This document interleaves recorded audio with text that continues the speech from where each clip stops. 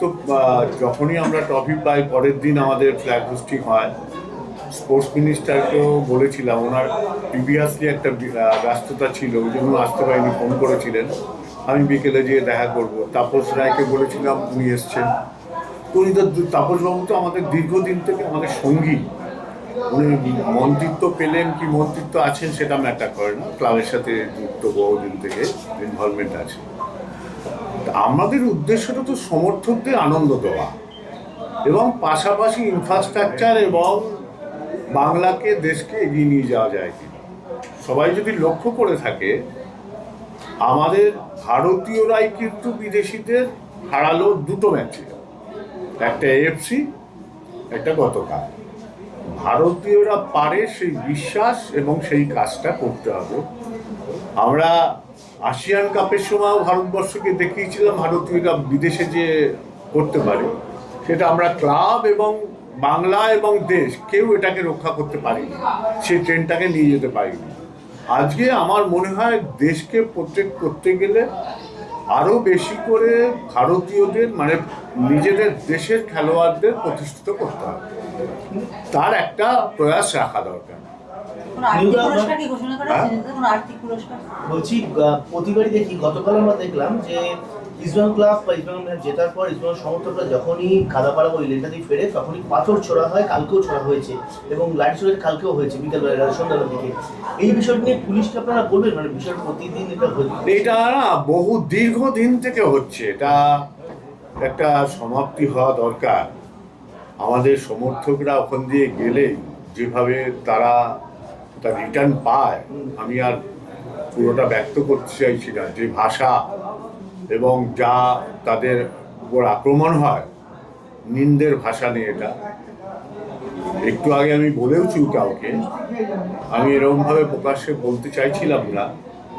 এটার জন্য যত দূর যাওয়া দরকার যেতে হবে। এটা আমরা আগেও সরকারকে বলেছি, অরূপ বিশ্বাসকে বলেছিলাম, কিছুদিনের জন্য বন্ধ ছিল। আমি আজকে বিকেলেই স্পোর্টস মিনিস্টারের কাছে যাচ্ছি, এটা নিয়ে বলতে চাইছিলাম না, আমি বলে দিচ্ছি যে আমরা যাচ্ছি যে কি হচ্ছে, এটা কেন হবে আমাদের উপর, এবং প্রশাসনও কিছু করতে পারে না কেন, সমস্যাটা কোথায়, এটা জানতে চাইবো তো নিশ্চয়ই। বলছি, বিগত সরকার ছিল, এখন নতুন সরকার, একটা ডুরান্ড কাপ হলো, সেই ডুরান্ড কাপ জয়লাভ করলো ইস্ট বেঙ্গল। দুটো ক্ষেত্রেই কিছু তারতম্য বা কিছু বৈষম্য কিছু লক্ষ্য করছেন ক্লাব চালাতে গিয়ে বা এই খেলার পরিসরে? না না, এখনো অবধি সেই পরিস্থিতি আসেনি। তবে এইটুকু বলবো, আশ্বাস তো আমরা এই সরকারের থেকেও প্রচুর পেয়েছি। তার কিছু প্রতিকারও হচ্ছে বলে আমাদের মনে হচ্ছে, সবে এসছে। আগের ক্ষেত্রেও তো আমরা খুব ভালোভাবে পেয়েছি, কোনো অস্বীকার করার জায়গা নেই। আগের তো মাননীয় মুখ্যমন্ত্রী তো আমাদের এই ইমামি করেছিলেন, তার আগেও সিসি ব্যাংকেও করেছিলেন। এই সরকারও করবেন এবং আশ্বাসও দিয়েছেন এবং কাজ করছেন, আমরা নিজেরাও করছি। আমাদের সাথে কারোর, আমরা তো রাজনৈতিক কেউ না, আমাদের কোনো টিকি কারোর কাছে বাধা নেই। আমরা স্পোর্টস করি, আমাদের ক্লাবে কোনো রাজনৈতিক ব্যক্তিত্ব নেই, কিন্তু আমরা স্পোর্টস করি। সব পার্টির, সব রাজনৈতিক, সমাজের বিশিষ্ট লোক, সামাজিক অনুষ্ঠানের মাধ্যমে আমরা উদযাপন করি সব কিছু। তো আমাদের সাথে কারোর বিভেদ নেই, এরকম কিছু। যে যার রাজনীতি বাইরে করো, ক্লাবে কোনো রাজনীতি চলবে, অ্যাটলিস্ট আমি যতদিন আছি। আপনার কি মনে হয় এখানেই একটা কি সমস্যা তৈরি হচ্ছে, যে রাজনীতির বেশি প্রবেশ হলে সেই ক্ষেত্রে খেলার যে বাতাবরণটা বা অ্যাটমসফিয়ারটা কিছুটা ধাক্কা খায়? না, আমি আজকের দিনে এই বিতর্কিত জায়গায় যাচ্ছি না। আর সাংবাদিকদের কাজ বিতর্ক নিয়ে এসে সেটাকে টিআরপি বাড়ানো।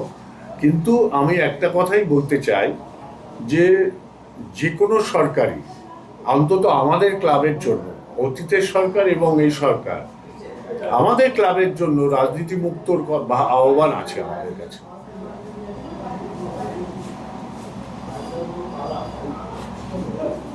আমাদের আগের সরকারও কখনো বলেনি এসে যে আমার রাজনৈতিক হস্তক্ষেপ চাই। এই সরকারও আমাদের কাছে একই জিনিস, এখানে কোনো রাজনৈতিক হস্তক্ষেপ চাই। রাজনীতির পরিষেবা দরকার, প্যারালালি ভাইস ভার্সা হয়। স্পোর্টসও রাজনীতিকে দেবে, রাজনীতিও স্পোর্টসকে দেবে, এটাই হয়।